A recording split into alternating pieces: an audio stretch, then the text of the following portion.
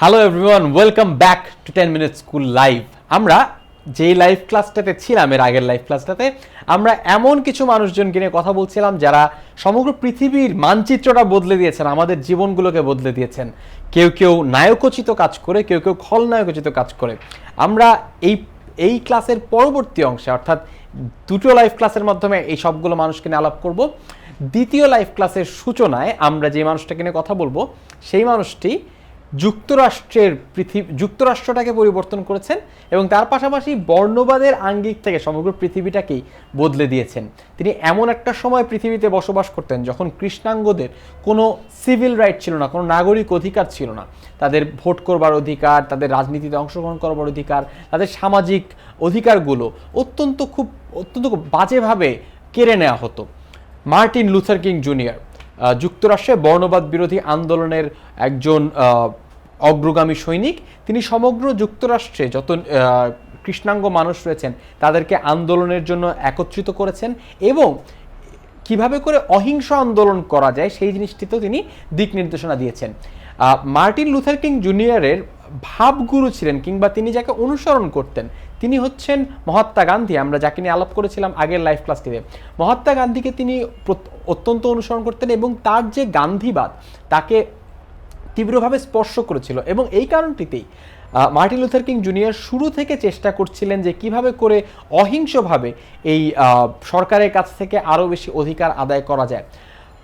যখন 50-এর দশকের মধ্য দিয়ে যখন সমগ্র যুক্তরাষ্ট্র জুড়ে কালোদের উপরে, কৃষ্ণাঙ্গদের উপরে চরম অত্যাচার চলছিল, তখন মার্টিন লুথার কিং জুনিয়র সকল কৃষ্ণাঙ্গদেরকে একত্রিত করেন। সাউদার্ন খ্রিশ্চান লিডারশিপ কনফারেন্সের প্রথম প্রেসিডেন্ট হিসেবে তিনি দায়িত্ব পালন করেছেন মার্টিন লুথার কিং জুনিয়র।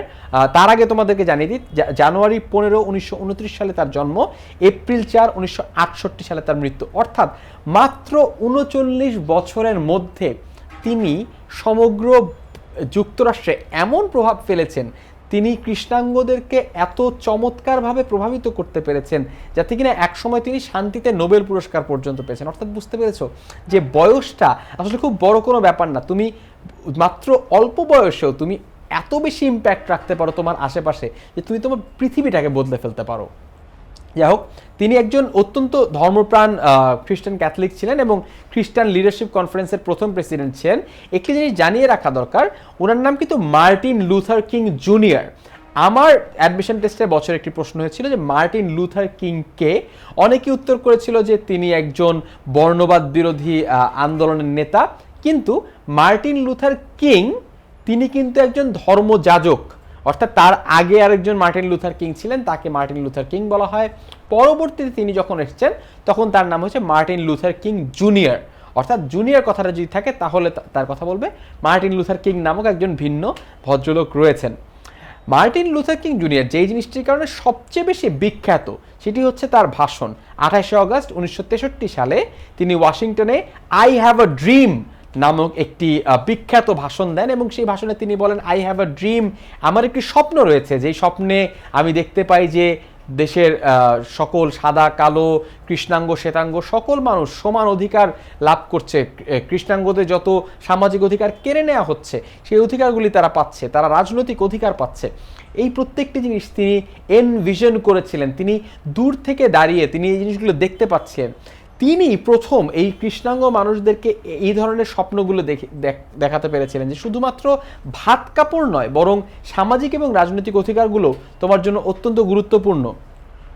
এই আন্দোলনকে কেন্দ্র করেই পরবর্তীতে কিন্তু কৃষ্ণাঙ্গদের অধিকার আদায় করবার পথ সুগম হয়েছে যুক্তরাষ্ট্রে। এবং পরবর্তীতে আমরা দেখেছি যে বারাক ওবামা একজন কৃষ্ণাঙ্গ হয়েও যুক্তরাষ্ট্রে একজন প্রেসিডেন্টের দায়িত্ব পালন করেছেন।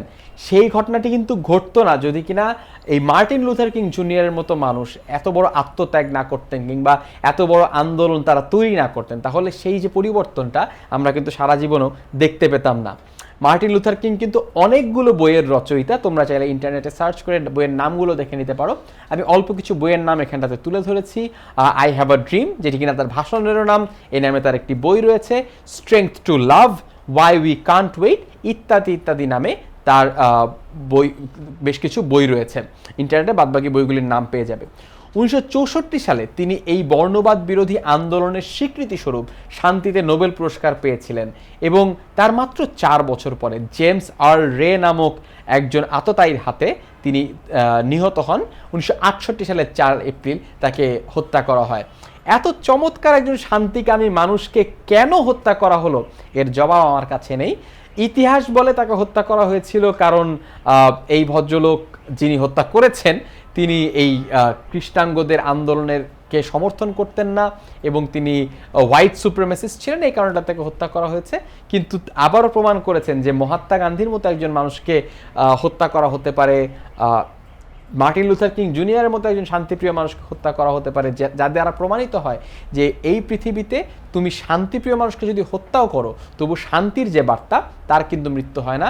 কৃষ্ণাঙ্গদের মধ্যে এখনও কিন্তু সেই শান্তির মাধ্যমে অধিকার আদায়ের যে চেতনা তা আজ অবধি জীবিত। আজকের ক্লাসে পরবর্তী যাকে নিয়ে কথা বলতে চাই তার নাম আর্নেস্টো চে গুয়েভারা।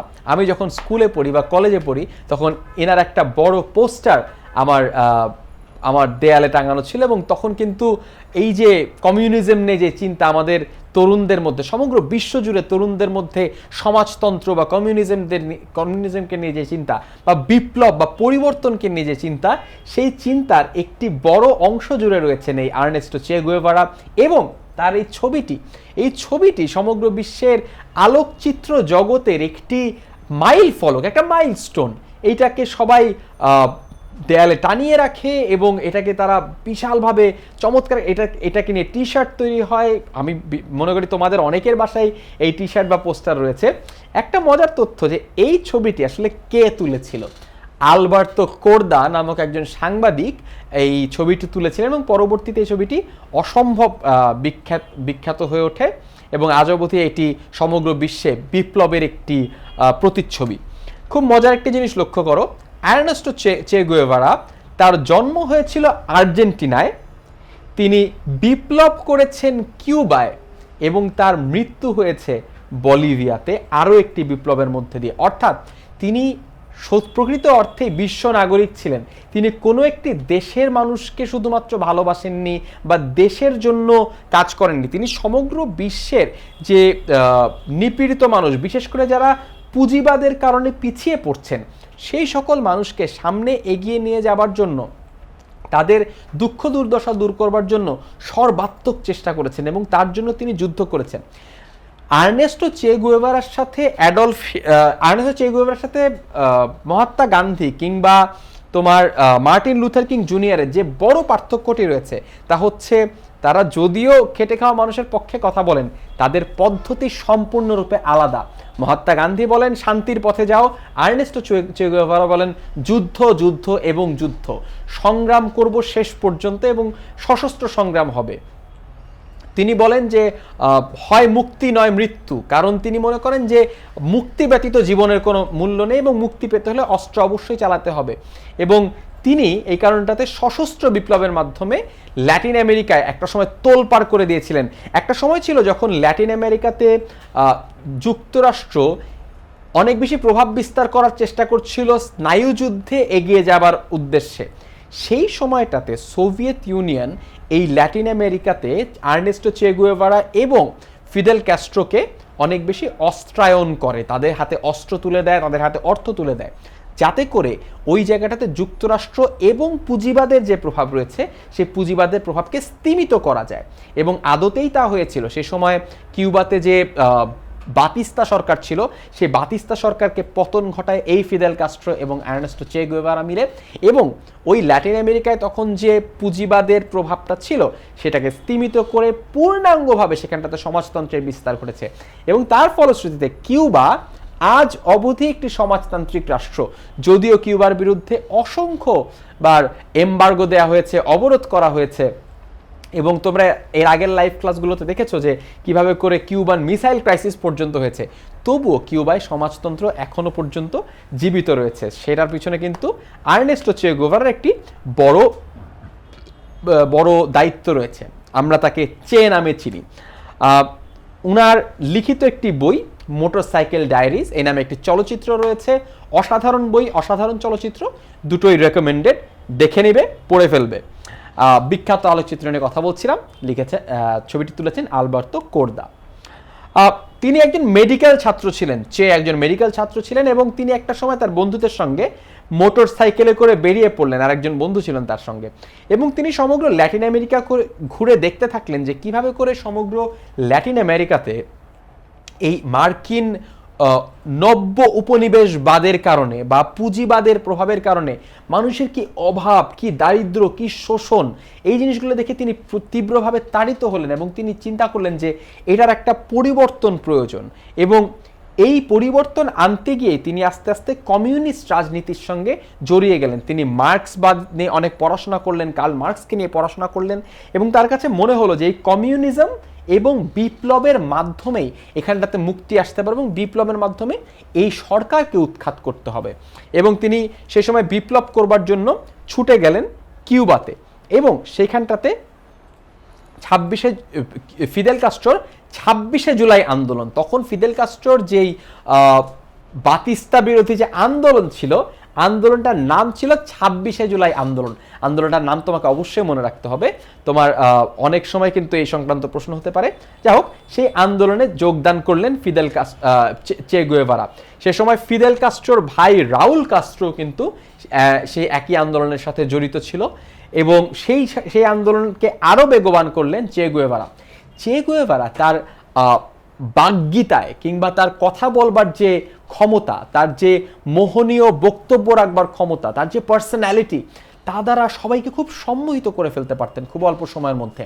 এবং সেভাবে করে তিনি যখন এই আন্দোলনে যোগদান করলেন, খুব দ্রুত তিনি সেখানটাতে প্রচণ্ড ইম্প্যাক্ট রাখতে শুরু করলেন, সবাই খুব জনপ্রিয় হয়ে উঠতে শুরু করলেন, এবং খুব দ্রুত তিনি সেকেন্ড ইন কমান্ড হয়ে গেলেন ওই আন্দোলনের। ফিদেল কাস্ট্রো 1 নম্বরে এবং 2 নম্বরে চে গুয়েভারা। এবং এই আন্দোলন যখন বেগবান হতে থাকে, তখন 1959 সালের 1 জানুয়ারি বাতিস্তা সরকারের পতন হয়, এবং বাতিস্তা এবং তার সহযোগীরা ওই দিন কিউবা ছেড়ে পালিয়ে যায়, এবং একই সাথে পুঁজিবাদ এবং আমেরিকান নব্য উপনিবেশবাদও সেখান থেকে পালিয়ে যায়। অর্থাৎ দেখতে পাচ্ছ যে ফিদেল কাস্ট্রো এবং চে গুয়েভারার একটি যৌথ উদ্যোগ কিভাবে করে পুঁজিবাদের উৎখাত ঘটিয়ে দিল। পরবর্তীতে তিনি কিউবায় মন্ত্রী হিসেবে দায়িত্ব পান, কিন্তু তারপর একটি বড় কিন্তু রয়েছে। চে গুয়েভারা ছিলেন একজন প্রকৃত বিপ্লবী, তার জীবনটাই বিপ্লবময়, তার জীবনে আসলে মন্ত্রীর জীবন তার নয়, এবং সেই কারণটাতেই তিনি একটি চিঠি লেখেন ফিদেল কাস্ট্রোর কাছে যে আমি আমার পরিবার এবং আমার দেশকে তোমার কাছে রেখে গেলাম, এই মন্ত্রীর জীবন আমার নয়, আমার জীবন বিপ্লবের জীবন, আমি আবার বিপ্লবের পথে বেরিয়ে গেলাম, কারণ পৃথিবীতে এখনও অনেক মানুষ রয়েছে যারা এই পুঁজিবাদের কষাঘাতে নিষ্পেষিত, সেই সকল মানুষকে আমাকে মুক্ত করতে হবে, এবং তাদেরকে মুক্ত করবার জন্যই তখন তিনি বেরিয়ে গেলেন। একটা ছোট্ট কনস্পিরেসি থিওরি আছে, সেটা হচ্ছে চে গুয়েভারা বেরিয়ে গিয়েছিলেন তার কারণ হচ্ছে ফিদেল কাস্ট্রোর সাথে তার বনিবনা হচ্ছিল না, তাদের সাথে মতের অমিল হচ্ছিল। সেই জিনিসটা আমি সঠিক নিশ্চিত হয়ে বলতে পারবো না, অত্যন্ত রাজনৈতিকভাবে কমপ্লিকেটেড একটি বিষয়, কিন্তু এটাও সত্য যে চে গুয়েভারা প্রকৃত অর্থেই গণমানুষের জন্য কেয়ার করতেন, এবং তিনি বিশ্বাস করতেন যে আমি যদি বিপ্লব চালিয়ে যাই তাহলে আমি আরও পজিটিভ চেঞ্জ আনতে পারবো। পরবর্তীতে তিনি 1965 সালে বিপ্লবে অংশগ্রহণের জন্য বলিভিয়াতে যান এবং সেখানটাতে আত্মগোপন করেন। পরবর্তীতে অক্টোবরের 9 তারিখ 1967 সালে চে গুয়েভারা আটক হন এবং তাকে এক্সিকিউট করা হয়, তাকে হত্যা করা হয়। তাকে হত্যা করার পিছনে যুক্তরাষ্ট্র এবং সিআইএ প্রত্যক্ষভাবে জড়িত ছিল। তারা সিআইএর দেওয়া তথ্য অনুযায়ী তাকে আটক করা হয় বলিভিয়ার ভিতরে এবং তাকে হত্যা করা হয়। এবং মজার ব্যাপার হচ্ছে, হত্যা করার পরে তার হাতের আঙ্গুলগুলো পর্যন্ত কেটে দেওয়া হয়, খুব নৃশংসভাবে তাকে হত্যা করা হয়। যদি আমাকে জিজ্ঞেস করা হয় যে চে গুয়েভারা নায়ক না খলনায়ক, এর উত্তর দেওয়াটা খুবই কঠিন। একদিকে তিনি যখন কমিউনিজমের পক্ষে এবং পুঁজিবাদের বিপক্ষে বিশাল বড় একটি আন্দোলন চালিয়ে যাচ্ছেন, অন্যদিকে চে গুয়েভারার যে পদ্ধতি সেটি কিন্তু অনেক জায়গায় সমালোচিত। তিনি অনেক বেশি হত্যাযজ্ঞ করেছেন, অনেক মানুষ হত্যা করেছেন, তার মধ্যে নিরীহ মানুষও ছিল বেশ কিছু, এবং এই প্রক্রিয়ায় অনেক বেশি রক্তপাত হয়েছে। সুতরাং তাকে সরাসরিভাবে নায়ক বা খলনায়ক বলে দেওয়া যায় না। তবে আমার মতামত হচ্ছে তিনি একজন নেসেসারি ইভিল। ল্যাটিন আমেরিকায় সে সময় আমেরিকা যুক্তরাষ্ট্রের যে দোর্দণ্ড প্রতাপ ছিল এবং শোষণের যে মাত্রা ছিল সেটাকে প্রশমন করবার জন্য তার মতো কাউকে অবশ্যই দরকার ছিল। এবং আমার সেই টিনএজ সেন্সেশন চে গুয়েভারার সাথে আবারও আজকে দেখা হয়ে ভালোই লাগলো।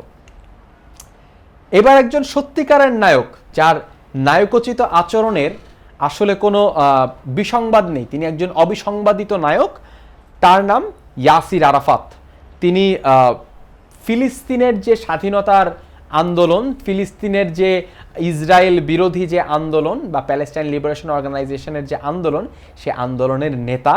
এবং তিনি এমন একজন নেতা যিনি সেই ক্ষোভের বিরুদ্ধে বা আক্রমণের বিরুদ্ধে কখনো নিজে আক্রমণ করেন নাই, বরং শান্তিপূর্ণ পদ্ধতিতে কিভাবে করে আন্দোলন করা যায় তা শেষ পর্যন্ত চেষ্টা করে গিয়েছিলেন। যখন আন্দোলন করার আর কোনো পদ্ধতি নেই, যখন বারে বারে বোমা বর্ষণ করা হচ্ছে ফিলিস্তিনের উপরে, তবুও তিনি চেষ্টা করে গিয়েছিলেন আলোচনার মাধ্যমে কিভাবে করে ফিলিস্তিনের জন্য একটুখানি স্বীকৃতি আদায় করা যায়। এবং তার এই আন্দোলনের সুফলেই কিন্তু পরবর্তীতে বিশ্বব্যাপী ফিলিস্তিন অনেক মানুষের কাছ থেকে সহমর্মিতা লাভ করেছে এবং অনেক মুসলিম রাষ্ট্রের কাছ থেকে সমর্থন আদায় করতে সমর্থ হয়েছে।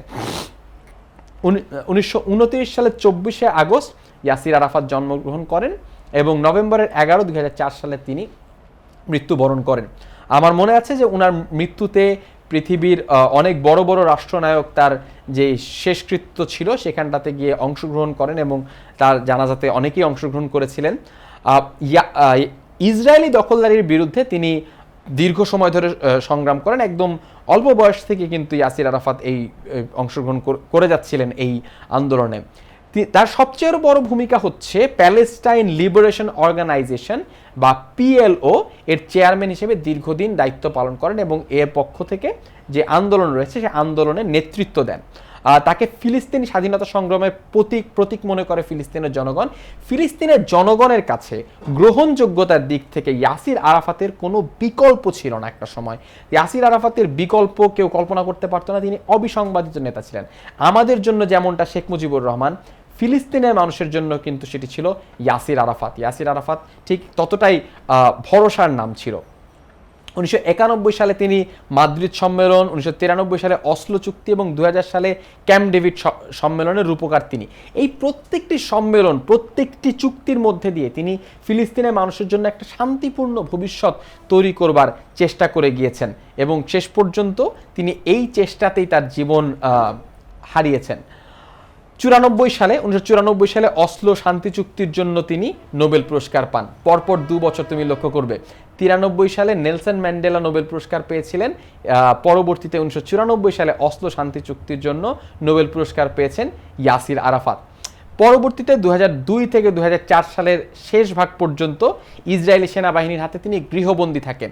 তুমি চিন্তা করতে পারো যে ইসরায়েলি সেনাবাহিনী তখন কতটুকু কঠোর ছিল যে তারা শুধুমাত্র হত্যাযজ্ঞই চালায়নি, একজন শান্তিপ্রিয় নেতাকেও তারা গৃহবন্দী রাখে অত্যন্ত অসুস্থ অবস্থায়। তখন তিনি অত্যন্ত অসুস্থ ছিলেন, কিন্তু সে অবস্থা তাকে গৃহবন্দী রাখা হয়।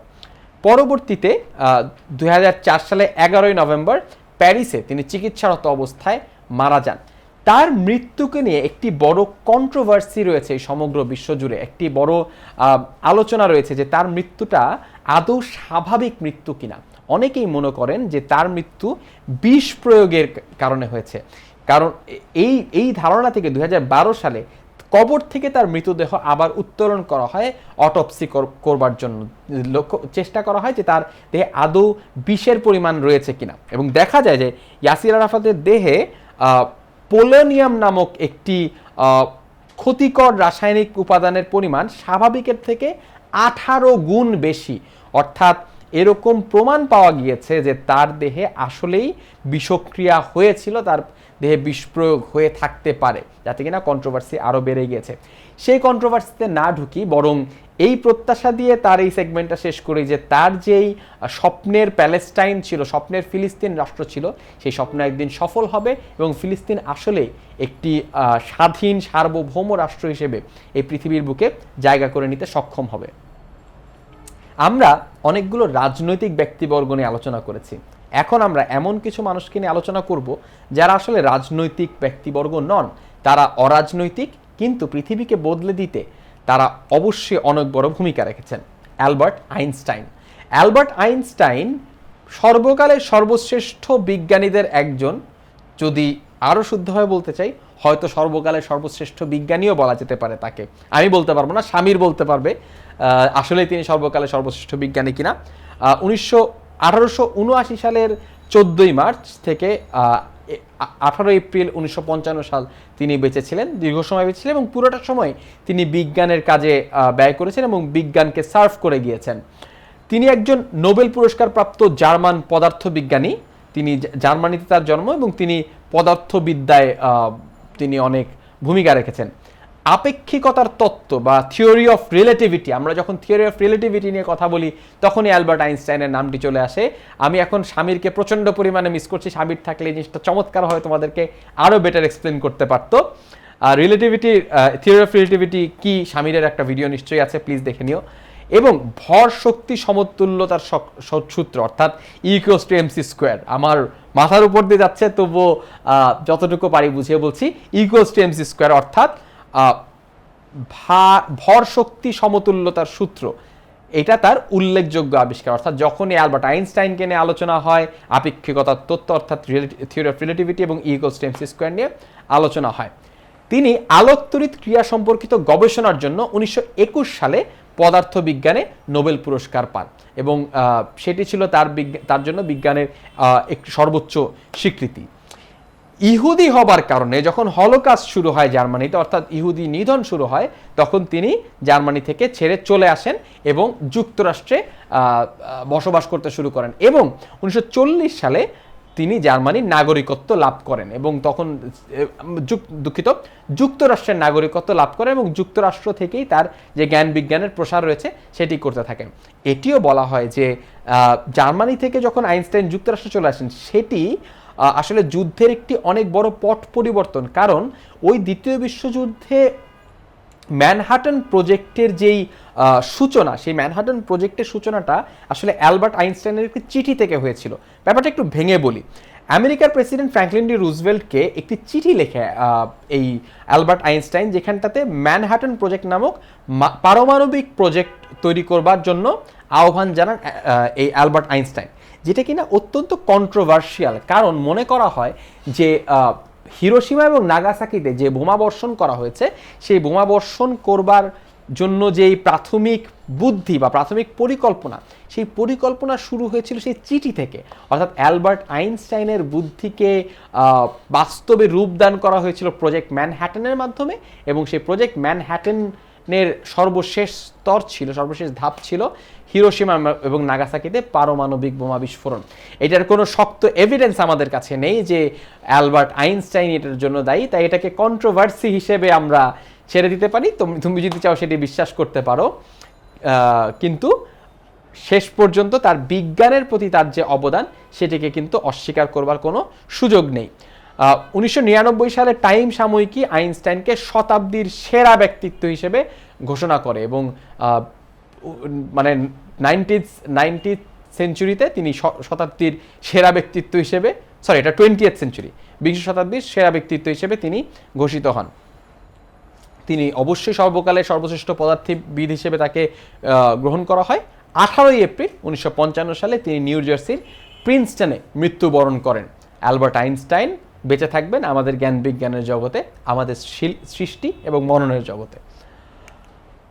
আরও একজন খলনায়কের পালা, খলনায়ক যিনি কিনা সমগ্র আরবকে উত্তপ্ত করে ফেলেছিলেন এবং আরবে অশান্তি সৃষ্টি করবার জন্য একটি বড় ভূমিকা পালন করেছিলেন। আমরা জানি যে স্নায়ুযুদ্ধের সময় যুক্তরাষ্ট্র এবং সোভিয়েত ইউনিয়ন বিভিন্ন পন্থা অবলম্বন করে, বিভিন্ন পক্ষ অবলম্বন করে সমগ্র আরবকে অশান্ত করে তুলেছিল বারেবার। এরই একটি অধ্যায় ছিল ইরান যুদ্ধ এবং ইরাকের কুয়েত আক্রমণ। এই সাদ্দাম হোসেন কুর্দিদেরকে হত্যা করার মাধ্যমে, কুয়েত আক্রমণ করবার মাধ্যমে এবং ইরানের সাথে যুদ্ধে জড়িয়ে যাবার মাধ্যমে সমগ্র আরবকে প্রচণ্ড পরিমাণে অশান্ত করে তুলেছে। আমরা যখন দেখেছি যে ইরানে ইসলামিক রেভলিউশন হচ্ছিল, ঠিক তার পরপরই সাদ্দাম হোসেনকে যুক্তরাষ্ট্র অর্থায়ন করে এবং সমর্থন প্রদান করে ইরানকে আক্রমণ করবার জন্য এবং কুয়েতকে আক্রমণ করবার জন্য। এই দুটো আক্রমণের মধ্যে দিয়ে কিন্তু নতুন করে আরবে একটি অস্থিরতা শুরু হয় এবং যে অস্থিরতা আজ অবধি থামেনি। ইরাক এবং ইরানের মধ্যে সম্পর্ক কিন্তু এখনও খারাপ। তিনি একজন ডিকটেটর ছিলেন, যিনি কিনা তার নিজ দেশে, তিনি একজন সুন্নি ছিলেন এবং তিনি সেই সুন্নি থাকা অবস্থায় তার নিজ দেশে ৮০,০০০-এরও বেশি শিয়া এবং কুর্দিকে হত্যা করেন বলে অভিযোগ রয়েছে এবং তার সপক্ষে খুবই শক্ত এভিডেন্স রয়েছে। আবারও তোমাদেরকে মনে করিয়ে দিচ্ছি, কেউ যদি মনে করে থাকো, যদি ঘুণাক্ষরেও মনে করে থাকো যে সাদ্দাম হোসেন ভালো মানুষ কারণ তিনি শিয়াদেরকে হত্যা করেছেন, প্লিজ এই ধরনের রাজনৈতিক মতবাদ থেকে বেরিয়ে আসো। পৃথিবীর কোনো ধর্মের কোনো বর্ণের নিরীহ মানুষকে হত্যা করা কোনো ভালো কাজ হতে পারে না, অসম্ভব। সাধারণ জনগণকে হত্যা করা কখনোই ভালো মানুষ নয়। আমি জানি যে সাদ্দাম হোসেন একটা সময় যুক্তরাষ্ট্রের বিরুদ্ধেও যুদ্ধ করেছেন, কিন্তু তার মানে এই নয় যে সাদ্দাম হোসেনের আগের কাজগুলো ভালো কাজ হয়ে গেছে। তাই আমার কিতাবে, আমার বইয়ের মধ্যে, in my books, Saddam Hossain একজন ভিলেন। 1937 সালে 28 এপ্রিল সাদ্দাম হোসেন জন্মগ্রহণ করেন এবং 30 ডিসেম্বর 2006 সালে তিনি মৃত্যুবরণ করেন। ইরাকের সাবেক প্রেসিডেন্ট এবং বাথ পার্টির প্রধান, একজন দীর্ঘ সময় ধরে তিনি ডিক্টেটরশিপ চালু করেছিলেন। আরব জাতীয়তাবাদের ভিত্তিতে ধর্মনিরপেক্ষ এবং আধুনিক ইরাক গড়ে তোলার চেষ্টা করেন সাদ্দাম হোসেন, কিন্তু একই সময়ে আধুনিক এটি ছিল তার রাজনৈতিক একটি লেবাস, তার অভ্যন্তরে কিন্তু তিনি সুন্নি যেই ধর্ম মতাদর্শ সেটিও কিন্তু তিনি তীব্রভাবে প্রতিষ্ঠা করেন। 1980 থেকে 88 সালে 9 বছরব্যাপী যুদ্ধে জড়িয়ে পড়েন ইরানের সঙ্গে। এই যুদ্ধটা কিন্তু আনকল্ড ফর ছিল, ইরান কিন্তু নিজে এই যুদ্ধে জড়াতে চায়নি। সাদ্দাম হোসেন নিজে জেচে পড়ে এই যুদ্ধটা মোটামুটি শুরু করেছিল এবং তার জন্য ভয়াবহ ফলাফল হয়েছিল, যেই যুদ্ধের ফলে পরবর্তীতে অশান্ত হয়ে পড়েছিল সমগ্র ভারত। 1991 সালে বিখ্যাত উপসাগরীয় যুদ্ধে, যেটাকে আমরা গালফ ওয়ার হিসেবে চিনি, এবং এই যুদ্ধে কিন্তু ইরাক জড়িয়ে পড়ে। তার মধ্যে অনেকগুলো গালফ রাষ্ট্রও কিন্তু এখানটাতে, কাতার, ওমান, এরা সবাই কিন্তু একটু একটু করে জড়িয়ে পড়ে এবং অর্থনৈতিকভাবে খুব খারাপভাবে ক্ষতিগ্রস্ত। এবং যেটা বলছিলাম যে রীতিমতো এথনিক ক্লেনজিং হয়েছিল এই সময়টাতে। সেখানটাতে সাদ্দাম হোসেন এক দল শাসন ব্যবস্থার প্রবর্তক, একটা ডিকটেটরশিপকে কিভাবে করে সিমেন্ট করা যায়, কিভাবে করে সেখানটাতে স্থায়ী আকার ধারণ করানো যায়, সেই জিনিসটি নিশ্চিত করেছিলেন সাদ্দাম হোসেন। অর্থাৎ সাদ্দাম হোসেন ইরাকের যেই আজকের সিচুয়েশন দেখছো, যে একদম ভঙ্গুর রাজনৈতিক অবকাঠামো, সেটির সূচনাও হয়েছিল সাদ্দাম হোসেনের হাত ধরেই। জীবাণু বোমার তৈরির অভিযোগে 2003 সালে যুক্তরাষ্ট্র নেতৃত্বাধীন কয়েকটি রাষ্ট্র ইরাক আক্রমণ করে। Weapons of mass destruction, WMD, Saddam Hussein এবং ইরাক অ্যাডমিনিস্ট্রেশনের বিরুদ্ধে অভিযোগ ছিল যে তারা ওয়েপন্স অফ ম্যাস ডিস্ট্রাকশন তৈরি করছেন। সেটি কেমিক্যাল ওয়েপন হতে পারে, বায়োলজিক্যাল ওয়েপন হতে পারে। কিন্তু দীর্ঘ সময় সেখানটাতে যুদ্ধ করবার পরেও বুশ অ্যাডমিনিস্ট্রেশন দেখতে পারে যে সেখানটাতে আসলে কোনো ওয়েপন্স অফ ম্যাস ডিস্ট্রাকশন নেই, সেটি শুধুমাত্র ইরাক আক্রমণ করবার একটি বাহানা ছিল। এর আগে ইরাককে 9/11-এর জন্য দায়ী করেছিল বুশ অ্যাডমিনিস্ট্রেশন। অনেকেই মনে করেন যে এই পুরোটাই আসলে একটি CIA-এর চক্রান্ত, আসলে পুরোটা উদ্দেশ্যই ছিল হচ্ছে ইরাককে আক্রমণ করা, এছাড়া কিছুই নয়। কিন্তু যা হোক, এই প্রক্রিয়ার মাধ্যমে সাদ্দাম হোসেনকেও কিন্তু ওখান থেকে অ্যারেস্ট করা হয় এবং অ্যারেস্ট করার মাধ্যমে 2013 সালে 13 ডিসেম্বর আমেরিকান সৈন্যদের হাতে সাদ্দাম হোসেন ধরা পড়েন এবং তাকে যুক্তরাষ্ট্রে নিয়ে আসা হয়, তাকে তার মানবতা বিরোধী অপরাধের জন্য তাকে বিচার করবার জন্য। ইন্টারন্যাশনাল ক্রিমিনাল কোর্টে সাদ্দাম হোসেনের বিচার শুরু হয় এবং সেখানটাতে তিনি যে শিয়া এবং কুর্দিদেরকে হত্যা করেছেন, সেই হত্যার বিচার হতে শুরু করে। এখন খুব অদ্ভুত একটা ব্যাপার হচ্ছে যে আদৌ সেই বিচারটা স্বচ্ছ ছিল কিনা, বিচারটা আদৌ ন্যায় বিচার ছিল কিনা, এটা বলা খুবই কঠিন। সত্যি বলতে সেই বিচারটা আসলে ন্যায় বিচার বলা যায় না, কারণ সেখানে খুবই হঠকারিতার বিচার হচ্ছিল। সকল রায় আগের থেকেই জানা ছিল, বোঝাই যাচ্ছিল যে এখানটা সাদ্দাম হোসেনকে ফাঁসি দিতে নিয়ে আসা হয়েছে। কিন্তু আমি কিন্তু এটাও বলতে চাচ্ছি না যে সাদ্দাম হোসেন সেই ফাঁসিটা ডিজার্ভ করেন না, কিংবা আমি বলতে চাচ্ছি না যে তিনি নিরপরাধ ছিলেন। তিনি অবশ্যই অপরাধী ছিলেন, কিন্তু আমি বলতে চাচ্ছি তার বিচারের প্রক্রিয়াটা আমার মতে সুষ্ঠু ছিল না। পরবর্তীতে তার সেই আদালতে তার ফাঁসির রায় হয় 2006 সালে 30 ডিসেম্বর স্থানীয় সময় 6টা 6 মিনিটে তার ফাঁসির রায় কার্যকর করা হয়, অর্থাৎ তাকে ফাঁসিতে ঝুলে এক সময়কার দোর্দণ্ড প্রতাপশালী ইরাকের ডিকটেটর তাকে যুক্তরাষ্ট্রের নেতৃত্বে ফাঁসি দেওয়া হয়। যেই সাদ্দাম হোসেনকে একটা সময় যুক্তরাষ্ট্র অর্থ, অস্ত্র সবকিছু প্রদান করে ইরানের বিরুদ্ধে, কুয়েতের বিরুদ্ধে যুদ্ধ করতে, আক্রমণ করতে সহায়তা করেছিল, যাকে কিনা অনেকে মনে করেন তিনি সরাসরিভাবে সিআইএরও এজেন্ট, সেই সাদ্দাম হোসেনকে পরবর্তীতে ফাঁসিতে ঝুলিয়েছিল যুক্তরাষ্ট্র। অর্থাৎ যুক্তরাষ্ট্রের ডিপ্লোম্যাসি, যুক্তরাষ্ট্রের বহির্বিশ্বের সঙ্গে রাজনৈতিক আচরণ খুবই আনপ্রেডিক্টেবল, এবং এটাকে নিয়ে আসলেই কোনো কিছু গেস করা বা আগের থেকে বুঝতে পারাটা খুবই কঠিন একটা ব্যাপার। আমরা আবারও রাজনীতিতে জড়িয়ে পড়েছি, আবারও একটু নন পলিটিক্যাল দিকে যাই। আবারও এমন একজন মানুষকে নিয়ে কথা বলবো যিনি কিনা রাজনীতির সঙ্গে সরাসরিভাবে জড়িত নন, কিন্তু সমগ্র বিশ্বে চমৎকার পরিবর্তন আনতে সমর্থ হয়েছেন। তিনি বিল গেটস। আমরা যারা ছোটবেলার থেকে একটু খোঁজ খবর রাখি তারা জানি যে দীর্ঘ সময় ধরে পৃথিবীর সবচেয়ে ধনী ব্যক্তির নাম বিল গেটস। আমরা যখন টাকা পয়সার তুলনা দিতে যাই, বাবা তুমি তো বিল গেটস হয়ে যাবা একদিন, মানে তুমি একদিন অনেক বড় ধনী হয়ে যাবা। সত্যি বলতে এই বিল গেটস কিন্তু পৃথিবীতে দীর্ঘ সময় শীর্ষ ধনী হিসেবে প্রতিষ্ঠিত ছিলেন। তিনি অক্টোবর 28, 1955 থেকে তার 55-তে তার জন্ম, তিনি এখনও জীবিত রয়েছেন। আমাদের লিস্টে সম্ভবত একমাত্র জীবিত ব্যক্তি এই বিল গেটস, তাকে নিয়ে আলোচনা করছি। 1955 28 অক্টোবর তার জন্ম হয়েছিল।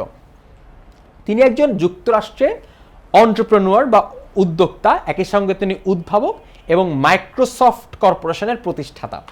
তিনি যখন পড়াশোনা করতেন, হার্ভার্ডে পড়াশোনা যখন করতেন, সেই সময় থেকেই কিন্তু তিনি হার্ভার্ডের সেই সিএসি থেকেই কম্পিউটার সায়েন্সের ক্লাস থেকেই তার মধ্যে এই কম্পিউটার সায়েন্স নিয়ে, সেটি নিয়ে কম্পিউটার তৈরি করবার একটি ব্যাপক ইচ্ছা এবং আকাঙ্ক্ষা ছিল, এবং সেখান থেকেই পার্সোনাল কম্পিউটার তৈরি করবার যেই বিপ্লবটা ছিল, সেই বিপ্লবে তিনি অন্যতম বিপ্লবী। তিনি সেখানটাতে এমন কিছু কাজ করেছিলেন, এমন কিছু উদ্ভাবন করেছিলেন যার মাধ্যমে যুক্তরাষ্ট্রে সেই পার্সোনাল কম্পিউটার তৈরির যে প্রক্রিয়া সেটি বেগবান হয়েছিল।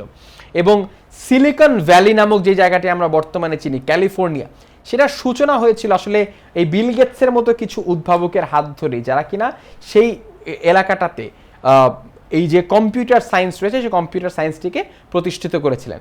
তিনি মাইক্রোসফট প্রতিষ্ঠা করেছেন, পাশাপাশি পৃথিবী জুড়ে সর্বাধিক ব্যবহৃত অপারেটিং সিস্টেম উইন্ডোজ এর নির্মাতা এই বিল গেটস। এই উইন্ডোজের যে প্রথম ভার্সন সেটি বিল গেটস নিজ হাতে তৈরি করেছিলেন, এবং সেটার মাধ্যমে পার্সোনাল কম্পিউটিংয়ের একটি বিশাল দিগন্ত উন্মোচিত হয়েছিল।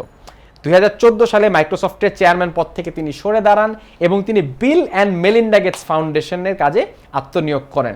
মজার ব্যাপার হচ্ছে এই Bill and Melinda Gates foundation পৃথিবীর সবচেয়ে বড় ফাউন্ডেশন, অর্থাৎ টাকা পয়সার দিক থেকেই বলো আর কর্মকাণ্ডের দিক থেকেই বলো, পৃথিবীর সবচেয়ে বড় দাতব্য সংস্থার নাম হচ্ছে Bill and Melinda Gates foundation.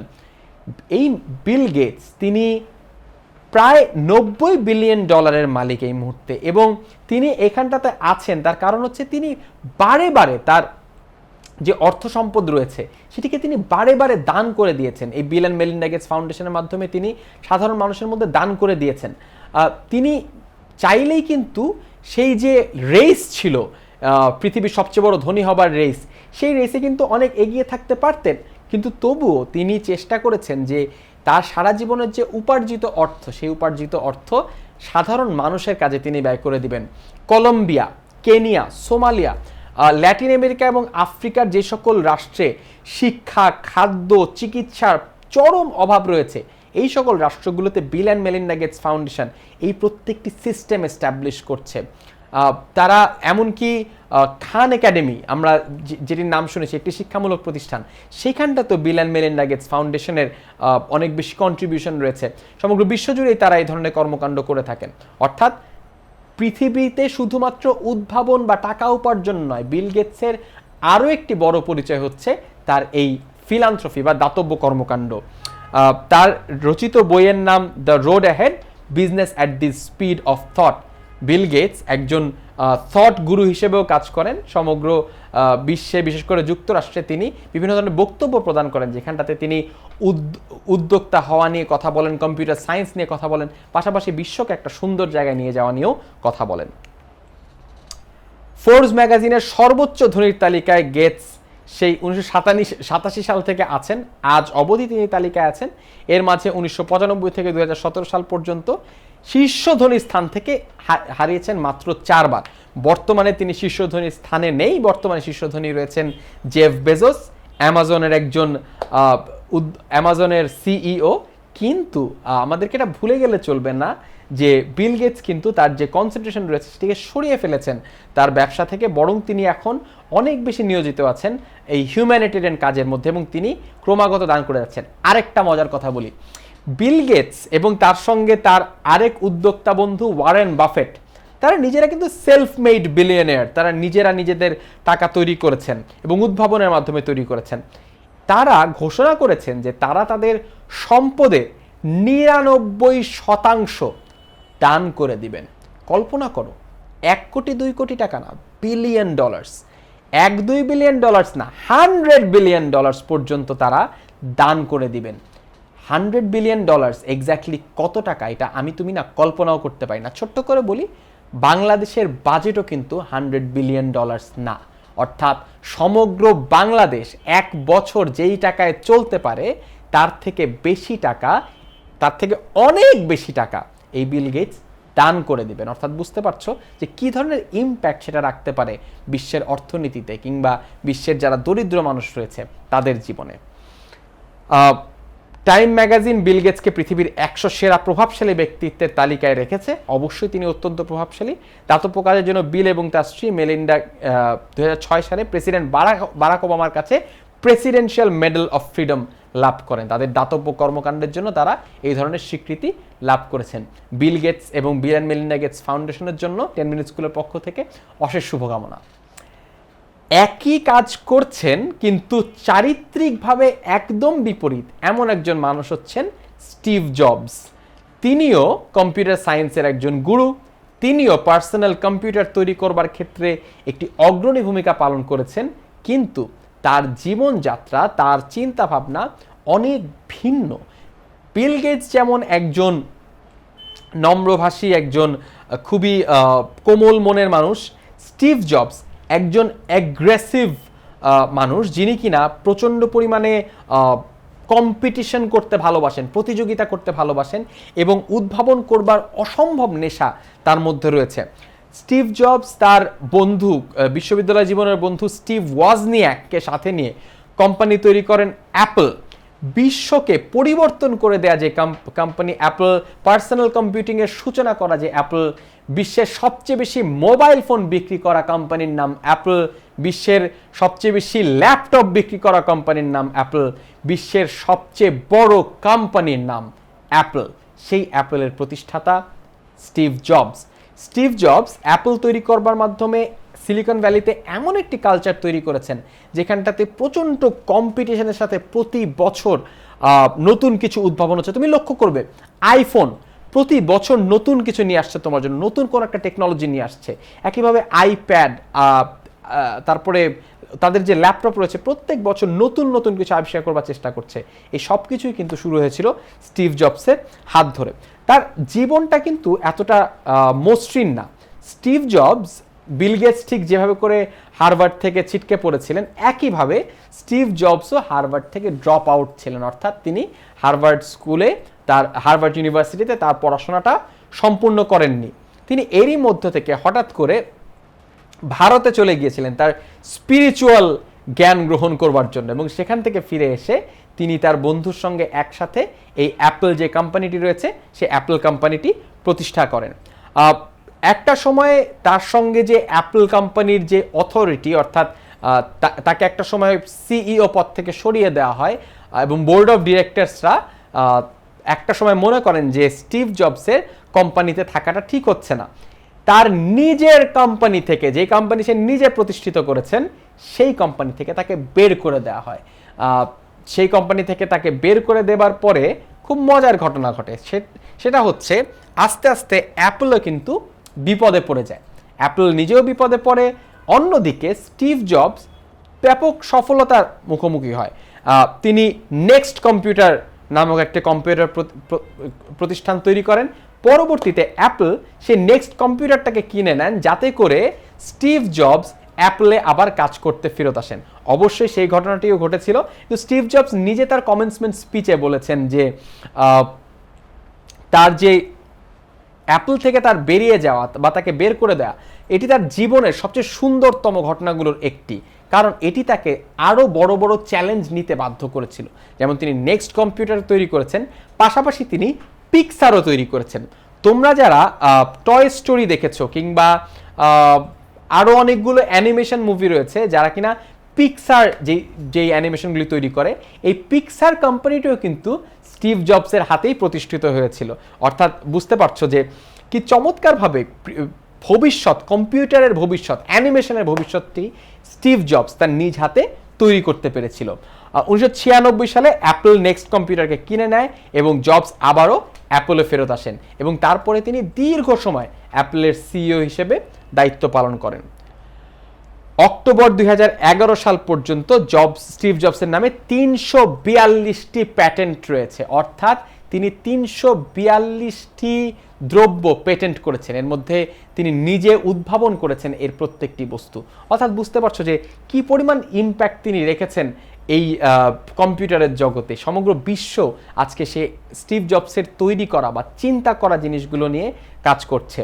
Time ম্যাগাজিনে 2011 সালে 32 জন পার্সন অফ দ্য ইয়ারের তালিকায় স্টিভ জবসের নামও ছিল। 2011 সালে 5 অক্টোবর অগ্ন্যাশয়ের ক্যান্সারে ভুগে মৃত্যুবরণ করেন জবস। তিনি দীর্ঘ সময় ধরে এই ক্যান্সারে ভুগছিলেন এবং ক্যান্সারের বিরুদ্ধে তিনি লড়াই করছিলেন। ক্যান্সার থাকা অবস্থায়ও কিন্তু তিনি তার যে কম্পিউটারের প্রতি তার যে নেশা, তার যে এই সিলিকন ভ্যালির প্রতি তার যে কমিটমেন্ট, সে কমিটমেন্ট কিন্তু তিনি বজায় রেখেছেন এবং অ্যাপলকে সামনে নিয়ে যাবার জন্য শেষ পর্যন্ত চেষ্টা করে গিয়েছেন। বিল গেটস যেমন ব্যবসা থেকে সরে দাঁড়িয়েছেন একটা সময় বা তিনি অন্যদিকে কনসেন্ট্রেট করেছেন, স্টিভ জবস প্রায় জীবনের শেষ পর্যন্ত সে কিন্তু তীব্র কম্পিটিটিভ একজন মানুষ ছিলেন। স্টিভ জবসের জীবনকে ভিত্তি করে একটা বই লেখা হয়েছে, যে বইটি লিখেছেন ওয়াল্টার জ্যাকসন। বইটির নাম স্টিভ জবস।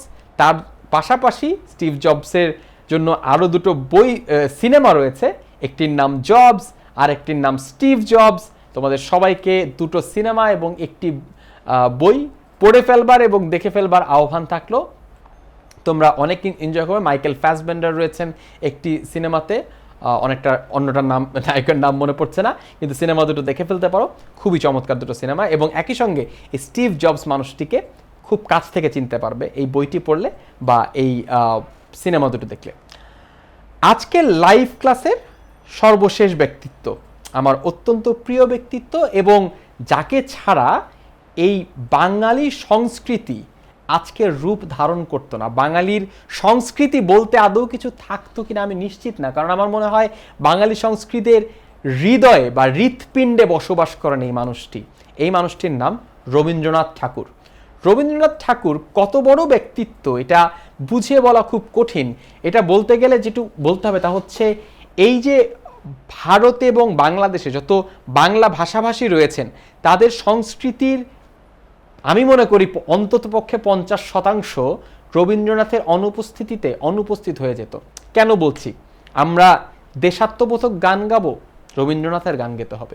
আমরা বর্ষার গান গাবো, রবীন্দ্রনাথের গান গেতে হবে। আমরা ছোটবেলার শৈশবের গান গাবো, ছোটবেলার শৈশবের কবিতা বলবো, রবীন্দ্রনাথের কবিতা বলতে হবে। রবীন্দ্রনাথ বাংলা সাহিত্যকে এবং সংস্কৃতিকে যেভাবে করে নাড়া দিয়েছিলেন, যেভাবে করে শেপ করেছিলেন, সেটা সমগ্র পৃথিবীর ইতিহাসে অবিসংবাদিত। আমি মনে করি না যে শেক্সপিয়ারের সাহিত্য ইংরেজিতে বা ইংরেজি সংস্কৃতিতে এতটা প্রভাব রেখেছে যতটা কিনা রবীন্দ্রনাথের সাহিত্য বাঙালি সংস্কৃতিতে প্রভাব রেখেছে। অর্থাৎ বাঙালি সাহিত্য, বাঙালি সত্তা, বাঙালি যে ঐতিহ্য সেটি তৈরি বা বিনির্মাণে সবচেয়ে বড় ভূমিকা রেখেছিলেন রবীন্দ্রনাথ ঠাকুর। 7 মে 1861 সালে জোড়াসাঁকোর বিখ্যাত ঠাকুর পরিবারে তার জন্ম এবং 7 আগস্ট 1941 সালে তিনি আবারও সেই জোড়াসাঁকোতেই তার মৃত্যুবরণ। সর্বশ্রেষ্ঠ বাঙালি কবি, সাহিত্যিক এবং গীতিকার। আধুনিক ছোট গল্পের জনক। তার আগে ছোট গল্প লেখা হতো না সার্থকভাবে, এবং ছোট গল্প কাকে বলে তিনি আমাদেরকে বুঝিয়েছিলেন। ওই যে ছোট গল্প, ছোট ভাব, শেষ হইলেও হইল না, শেষ হইয়াও হইল না শেষ, সেই জিনিসটি ছিল তার ছোট গল্পের ডেফিনেশন। তিনি রীতিমতো কবিতা দিয়ে বুঝিয়ে দিচ্ছেন যে ছোট গল্প কিভাবে করে লিখতে হবে। বাংলাদেশ এবং ভারতের জাতীয় সঙ্গীতের রচয়িতা। কল্পনা করা যায় একজন মানুষ দুটো দেশের জাতীয় সঙ্গীত রচনা করেছেন। এমনকি এটিও বলা হয় যে শ্রীলঙ্কার যে জাতীয় সঙ্গীত সেটিও তার থেকেই ইন্সপায়ার্ড, তার কাজ থেকেই ইন্সপায়ার্ড। অনেকে বলেন যে সঙ্গীতটি তার করা ছিল, কিংবা মিউজিকটি তার করা ছিল, বা লেখাটা তার ছিল। অনেকেই মনে করেন যে তার কাজের থেকে ইন্সপায়ার্ড হয়ে এটি করা হয়েছিল। কিন্তু তাছাড়াও কি অদ্ভুতভাবে দুটো দেশের জাতীয় সঙ্গীত তিনি রচনা করেছেন। রবীন্দ্রনাথ সম্পর্কে একটি খুব চমৎপ্রদ একটি ঘটনা হচ্ছে, তিনি প্রথম বাঙালি, প্রথম ভারতীয় এবং প্রথম উপমহাদেশীয় মানুষ যিনি কিনা নোবেল পুরস্কার পেয়েছিলেন। 1913 সালে তিনি গীতাঞ্জলি রচনার জন্য নোবেল পুরস্কার পান, যেটা কিনা বাঙালি হিসেবে প্রথম, ভারতীয় হিসেবে প্রথম এবং ভারতীয় উপমহাদেশীয় হিসেবে প্রথম। আরেকটি চমৎকার তথ্য হচ্ছে 13 এপ্রিল 1919 সালে ভারতের জালিয়ানওয়ালাবাগে যখন ব্রিটেনের পুলিশ নির্মমভাবে হত্যাকাণ্ড চালায় এবং সেখানটাতে 1500 মানুষ, আনুমানিক 1000 থেকে 1500 মানুষকে হত্যা করা হয়েছিল, সেই ঘটনাটার প্রতিবাদে এই রবীন্দ্রনাথ ঠাকুর নাইট উপাধি ত্যাগ করেন। তার আগে তাকে নাইট বা স্যার উপাধি দেওয়া হয়েছিল, তাকে স্যার রবীন্দ্রনাথ ঠাকুর হিসেবে আখ্যায়িত করেছিল ব্রিটিশ সরকার। কিন্তু এই ভয়াবহ হত্যাকাণ্ডের প্রতিবাদ করে তিনি বলেন যে না, আমার এই নাইট উপাধি চাই না, এবং তিনি রীতিমতো ব্রিটিশ সরকারের চক্ষুশূলে পরিণত হয়েছিলেন এটি কারণে। কারণ এটিকে প্রচণ্ড প্রেস্টিজ বা ইগোতে লেগেছিল ব্রিটিশ সরকারের, যে আমাদের দেয়া নাইট উপাধি ত্যাগ করলো সে। কিন্তু তবুও ব্রিটিশ সরকার রক্তচক্ষু উপেক্ষা করে তিনি নাইট উপাধি ত্যাগ করেন। তার আরেকটি বড় অবদান হচ্ছে তিনি মহাত্মা গান্ধীকে মহাত্মা উপাধিটি দিয়েছিলেন। কি চমৎকার ব্যাপার, একজন মহান মানুষ আরেকজন মহান মানুষকে মহাত্মা হিসেবে, মহান যে আত্মা মহাত্মা, এই উপাধিটি তিনি দিয়েছিলেন। রবীন্দ্রনাথ ঠাকুরের ছদ্মনাম ভানু সিংহ, এই নামটা আমাদের সবারই কিন্তু একটু একটু মনে রাখা দরকার, সুতরাং এই নামটি আমাদের ভুলে গেলে চলবে না। শৈশব নিয়ে কথা বলি। তিনি 13 ভাই বোন, তার যে সকল ভাই বোন বেঁচে ছিল, ছোটবেলায় তার কিছু ভাই বোন মারা গিয়েছিল, বেঁচে থাকা 13 ভাই বোনের মধ্যে তিনি সর্বকনিষ্ঠ ছিলেন। 8 বছর বয়স থেকে তিনি সাহিত্য রচনা করেন এবং 16 বছর বয়সে তার প্রথম সাহিত্যকর্ম প্রকাশিত হয়। মানে তিনি ছোটবেলা থেকেই প্রচণ্ড যে প্রতিভা, সে প্রতিভার প্রকাশ ঘটাতে শুরু করেন।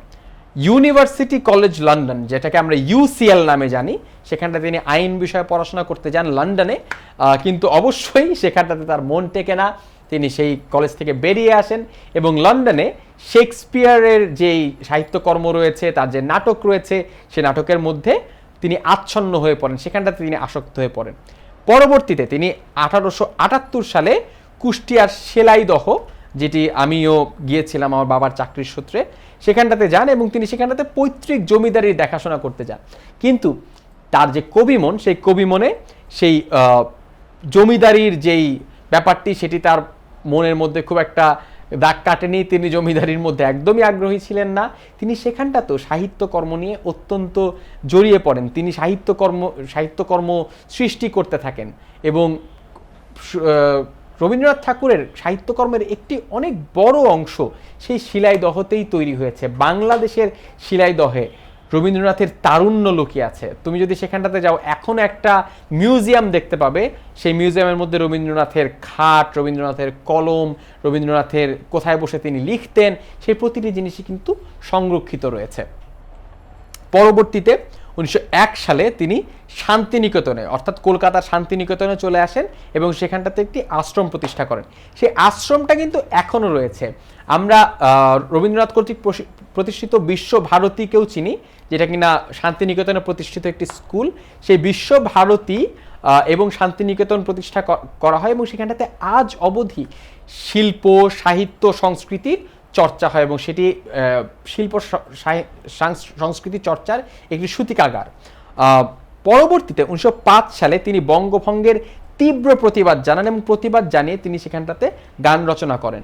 তোমাদেরকে ছোট্ট একটা তথ্য দিয়ে দেই, আমার সোনার বাংলা, আমি তোমায় ভালোবাসি, কিংবা ওগো মা তোমায় দেখে দেখে আখি না ভরে, তোমার দুয়ার আজি খুলে গেছে সোনার মন্দিরে, এই গানগুলো কিন্তু আসলে বঙ্গভঙ্গের বিরোধিতা করে লেখা। তিনি বঙ্গভঙ্গের বিরোধী ছিলেন এবং বঙ্গভঙ্গের বিরোধিতা করে কিন্তু তিনি এই গানগুলো লিখেছিলেন।